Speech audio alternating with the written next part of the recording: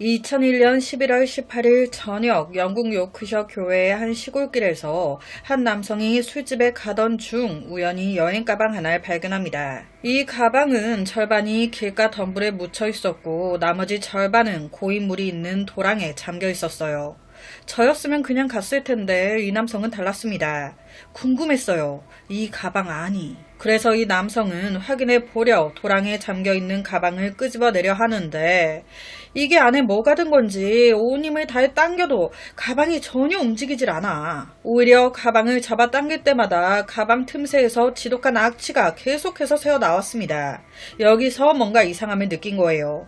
경찰에 신고합니다. 신고를 받은 경찰이 신속히 현장에 도착해 여행 가방을 길가로 옮겼습니다. 가방을 딱 열었을 때 바로 보인 건 인간의 머리카락과 한쪽 다리였어요.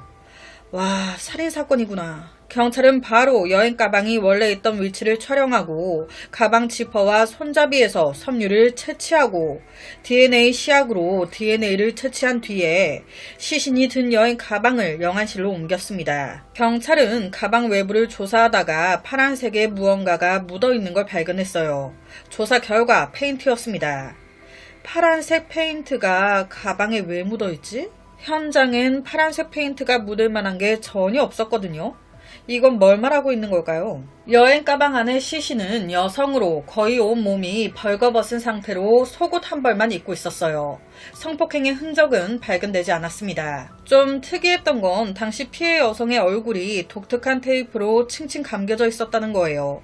마치 복면처럼 입과 코 부분을 덮고 두 눈만 드러나 있었으며 두 손 역시 테이프로 묶여 있었습니다. 이 테이프는 일반적인 테이프가 아니었어요. 정교한 남성 얼굴 무늬가 인쇄되어 있는 예술적인 느낌이 강한 테이프였습니다. 쉽게 구할 수 있는 평범한 테이프가 아니야. 부검 결과 그녀의 사망 원인은 질식사. 얼굴에 칭칭 감겨있던 테이프가 그녀의 사망을 초래한 흉기였습니다. 경찰은 현장에서 발자국이나 타이어 자국을 찾으려고 했고 흉기나 피해자와 관련된 물건이 버려졌을 가능성에 대비해 대대적인 수색도 실시했습니다. 이 과정에서 시신 발견 근처 지역에 사는 한 주민도 도와줘요. 경찰한테 중요한 제보를 해준 거예요. 제보자는 여행 가방이 발견되기 16일 전, 즉 11월 2일에 수상한 상황을 봤었다고. 그날 자기가 집을 나가려고 딱 나왔는데 바로 앞 길가에 어두운 색의 자동차 한 대가 서 있었다는 거예요. 그 옆에 운전자로 보이는 한 남성이 서 있었다고. 11월 2일 시신 발견 딱 16일 전, 시신 부패 정도와도 이 시기가 딱 맞아 떨어졌습니다. 이에 경찰은 여행 가방 11월 2일 날 버려졌을 가능성이 높다고 추정했어요. 이런 사건이 발생했을 때 제일 처음 해야 하는, 제일 수사에 중요한 건 피해자의 신원 확인입니다. 모든 수사가 여기서부터 시작이 되니까. 하지만 이때 발견된 시신, 부패가 너무 심해. 머리 부분이 부패로 인해 부풀어 올라 얼굴이 전혀 확인이 안 되는 거예요. 와, 이거 어떡하냐. 하지만 포기할 순 없지 않습니까? 경찰은 치과 기록, DNA, 지문 정보를 실종자 데이터베이스에 대조해봅니다. 하지만 아무것도 안 나와요. 이에 경찰은 다른 것에 집중합니다. 다름 아닌 시신의 머리에 감겨있던 독특한 테이프. 이 테이프는 예술가 길버트와 조지가 디자인한 것으로 영국의 4지역 갤러리에서만 총 851개가 판매됐습니다. 그중 2곳은 런던에, 한 곳은 리버풀에, 또 한 곳은 코널주의 세인트 아이브스라는 곳에 있었어요. 이 851건의 판매 거래 하나하나 다 확인 들어갑니다. 하지만 그닥 도움 안 돼요. 와, 이거 어디서부터 시작해야 하냐? 거의 모든 단서가 막다른 길에 다다랐을 때 법의학자가 피해자의 나이를 밝혀냅니다. 피해자의 나이 약 20살 정도, 20대 초반. 또한 법의학자는 눈꺼풀의 특징을 분석, 피해자가 동양인 여성인 것 같다 추정합니다. 이러한 정보를 밑바탕으로 경찰은 이번에 여행 가방에 주목하는데 확인 결과 이 여행 가방 제조사가 한국이네? 메이드 인 코리아야. 우리나라도 동양인이잖아요. 아, 설마. 이후 경찰은 답이 없으니까 영국 전역에 노출시킵니다. 혹시 아는 동양인 여성 중 갑자기 연락이 안 되거나 사라진 사람이 있다면 제보를 좀 달라. 그날 밤 리즈 대학교의 한 한국인 학생이 해당 경찰서에 연락을 해옵니다. 저희 한국에 실종자 정보를 기록하는 웹사이트가 있어요. 그 사이트에서 런던 간다 하고 사라진 여성의 글을 봤습니다. 이 제보를 토대로 경찰은 그 웹사이트에서 한 남성이 올린 글을 발견합니다. 제 여동생의 이름은 진효정으로 프랑스 리옹 대학교에서 프랑스어를 공부하고 있었으며 2001년 10월 말에 런던으로 여행 갈 계획이 있었습니다. 그런데 갑자기 연락이 끊겼어요. 우리나라는 모든 성인의 지문이 데이터베이스에 기록이 되어 있죠. 이 때문에 바로 확인됩니다. 가방 안에서 발견된 피해자가 진효정 씨라는 걸.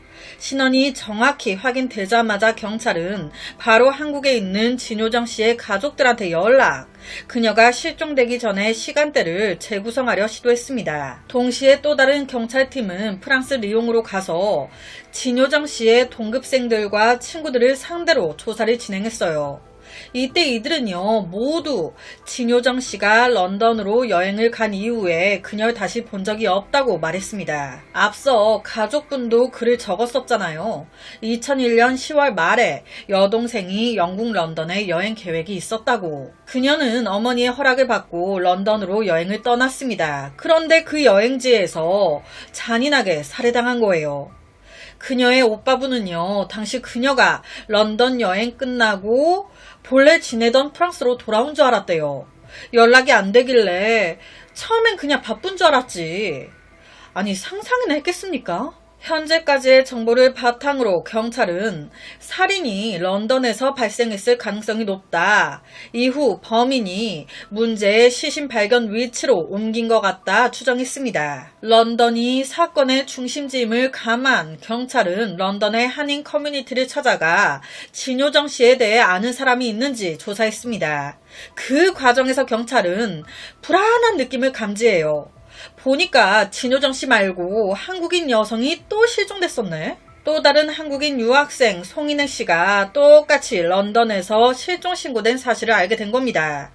이 두 젊은 여성은 비슷한 배경을 가지고 있었어요. 진효정 씨는 프랑스에서 런던으로 여행을 왔고 여행이라 잠깐 머물 계획이었습니다.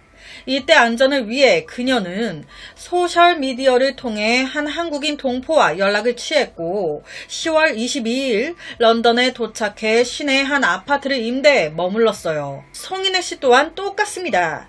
영국 길퍼트에서 학업을 마친 후에 런던으로 여행을 왔고 마찬가지로 한국 웹사이트에서 한국인 동포가 제공하는 숙소를 검색했습니다.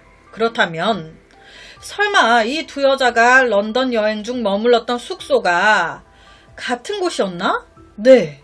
조사 결과 두 여자가 모두 같은 집주인에게 같은 방을 임대했던 거예요. 그 집주인의 이름은 31살이었던 김규주, 또 한국인.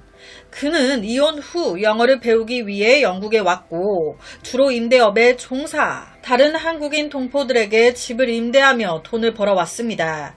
그는 여러 채의 부동산을 임대용으로 소유하고 있었는데 그중 두 곳이 홀본이라는 지역에 하나, 포플러 지역에 하나 있었어요. 진효정 씨가 머물렀던 곳이 이놈이 홀본 지역에 가지고 있던 아파트였습니다. 여기서 며칠 머물렀어요. 경찰은 이 아파트에 살고 있는 다른 한국인 세입자들을 찾아가서 혹시 진효정 씨를 언제 마지막으로 봤는지 물었습니다. 한 세입자 왈 10월 26일, 즉 그녀가 런던에 도착한 지 나흘째 되는 날에 이 아파트에서 진효정 씨를 본 적이 있다고. 그런데 그 이후로는 아무도 그녀를 본 사람이 없었어요. 딱 봐도 이 집주인 김규주가 수상하죠. 바로 이 남자를 경찰서로 소환시키려고 하는데 어라? 어디 갔는지 안 보여. 연락도 안 돼. 행방이 묘연해진 거예요. 김규주, 죄가 두려워 도망친 걸까요? 아니면 설마 세 번째 피해자가 된 걸까? 계속 실종 상태인 유학생 송인혜 씨와 집주인 김규주의 안전이 우려되는 상황. 경찰은 김규주가 가지고 있는 두 채의 집을 수색하기로 결정합니다. 경찰은 먼저 홀본이라는 지역에 있는 집부터 수색을 시작하는데 아무것도 발견하지 못해요. 그런데 이때 한 경찰관이 중요한 걸 캐치합니다. 방 하나가 도배를 얼마 전에 했나봐. 파란색으로 리모델링이 돼 있네. 여기서 촉이 온 거예요. 뭔가를 숨기려고 한 것 같아.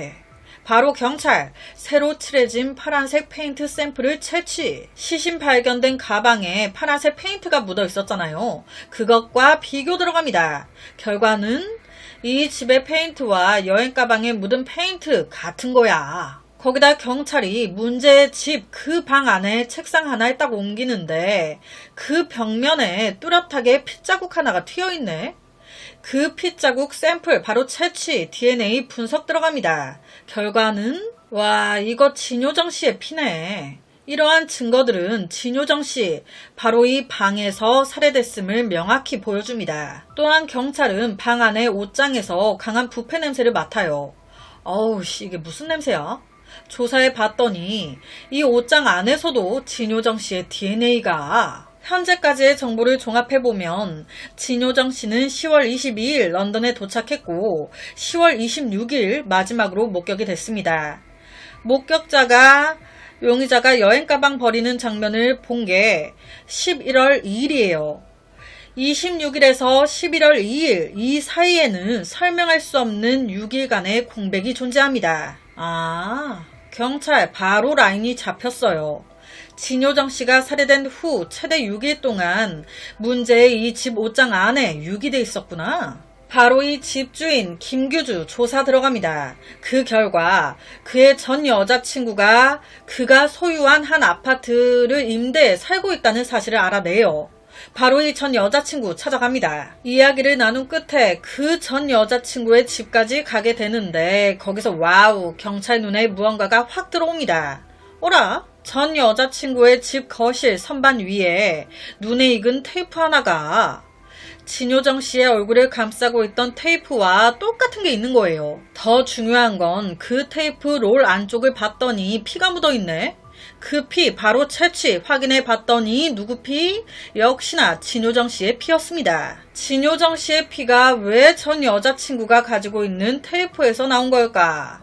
전 여자친구 말 자기께 맞다는 거예요.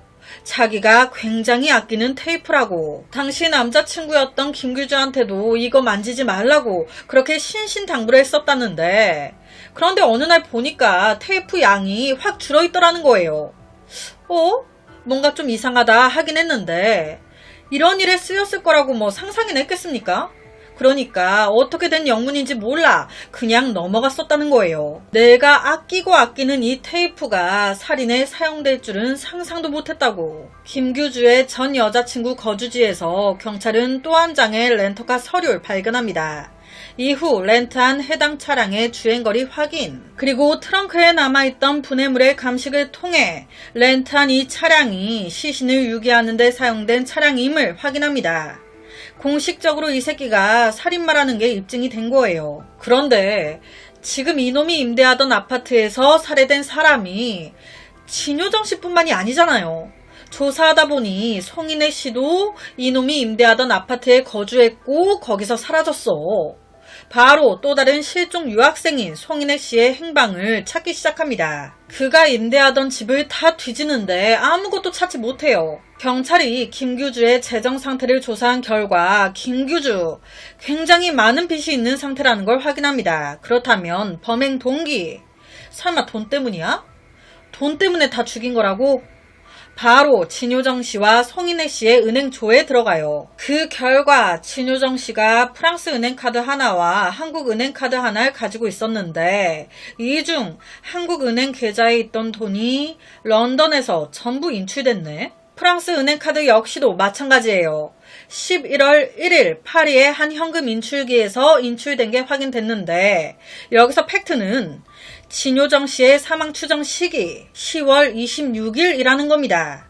즉 그녀가 사망하고 나서 이 돈이 빠져나갔다. 김규주는 진효정 씨의 가족에게 진효정 씨 어떤 남자랑 차 타고 프랑스로 돌아간다고 갔어요. 거짓말. 이어 또 다른 젊은 한국 여성한테 진효정 씨의 카드를 딱 보여주면서 이거 내 여자친구 거라고. 거짓말. 그 여성한테 파리에서 진효정 씨의 프랑스 은행 계좌에 돈을 인출 좀 해달라고 요청합니다.